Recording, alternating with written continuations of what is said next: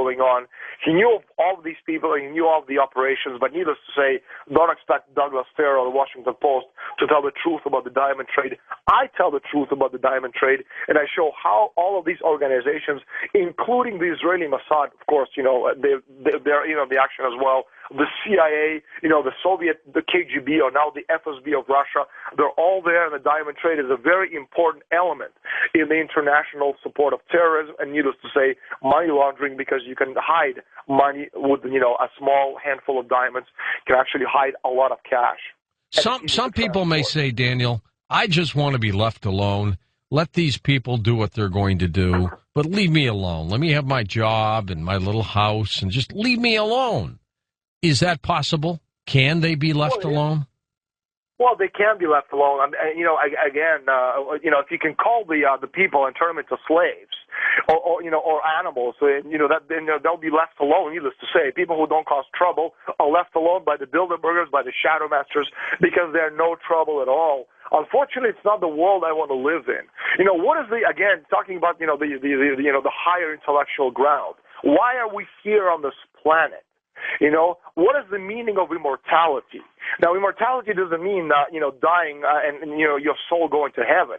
People like Bach, they're immortal because through them, we have Beethoven, we have Mozart, we have Debussy.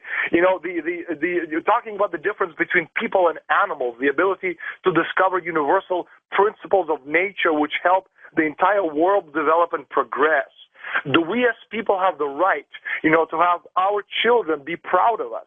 The way things stand right now, I think the answer to that is no. So the idea of immortality is actually willing to die for your constitution and for your nation so that the future generations can live in a better world, which is, again, one of the reasons when in 2003, Bilderberger emissaries, as I explained in my book, The Shadow Masters, came to me with a blank check and said, look, you've earned it. Take the money and just go. I thought of my dad, who spent 3.5 years in prison as a political prisoner in the Soviet Union, tortured by the KGB. And I said to them, how many zeros is one's liberty and freedom worth? They kind of looked at me and they said, Mr. Estulin, have yourself a nice day. This is a memento. And I still have that check framed on the wall. In the moments of weakness, when I sometimes feel I just can't go on, I'm just too tired to fight this fight, I look at that check and I think of all the people who have died throughout centuries trying to defend, the meaning of freedom going back to the American Revolution and beyond. And I think to myself, this fight is going to go on, and with my very last breath, until the day I'm dead, I'm going to fight this fight. And the Shadow Masters and the Bilderbergers be damned. Well, one of my favorite quotes you have in your book from Benjamin Franklin: those who would give up essential liberty to purchase a little temporary safety deserve neither liberty nor safety. How true.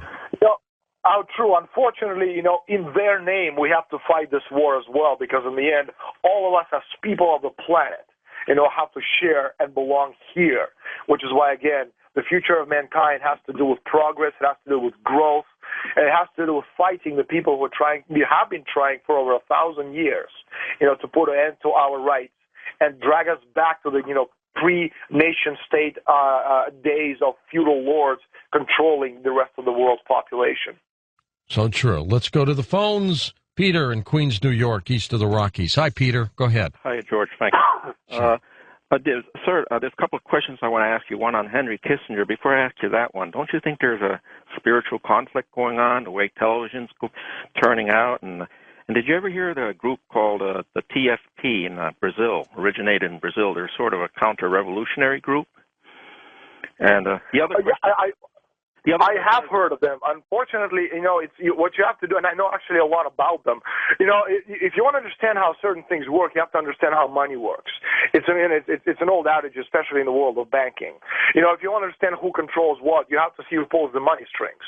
And I can tell you that these people in Brazil, they're financed by Banco Santander, which is Spain's leading bank. And Banco Santander is actually run, through the Royal Bank of Scotland, which is Queen of England's bank. And Queen of England, Elizabeth II, as I show new book, The Shadow Masters, she's actually, 50% German roots and 50% Venetian roots, through the house of Albert Azol. So to think that these people can actually do something to help the world and actually working on our behalf is unfortunately not true. Just as, Greenpeace, their main shtick, this whole thing about nuclear energy is actually to destroy progress and development, because the two corporations who have put more money into the Greenpeace is Royal Dutch Shell and British Petroleum. Both corporations are synarchist run interests going back way back again to the Bilderberg inner circle. So no, unfortunately, these people cannot do anything, and they're not really counter-revolutionary in any sense that I understand. Okay, next up. Thanks.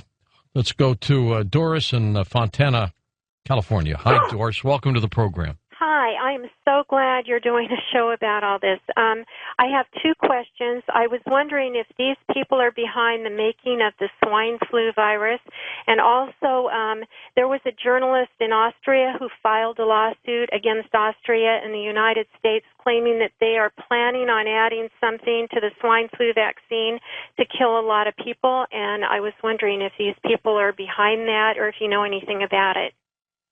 No, I don't know enough about it to actually, to make an intelligent comment, but I can tell you that, there's so many different ways of actually killing people, and we're seeing it right now in the world. The wars actually don't kill a lot of people in the 20th century.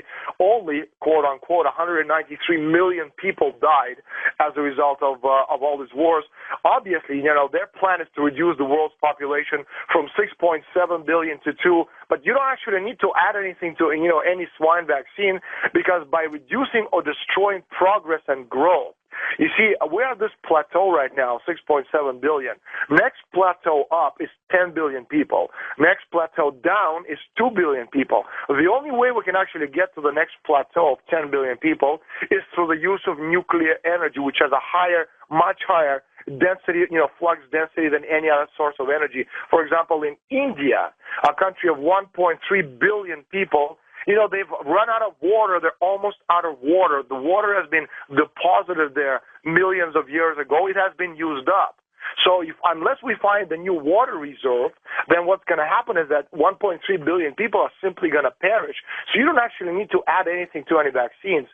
And the only way they can actually get to this water plateau, which is even further down in the earth, is by using nuclear energy, which has a much higher yield than any other energy in the world. So in this sense, again, what they're doing right now by destroying the world economy, by destroying progress, by destroying development, is they're actually, working towards, wiping out 4 billion people of the world's population.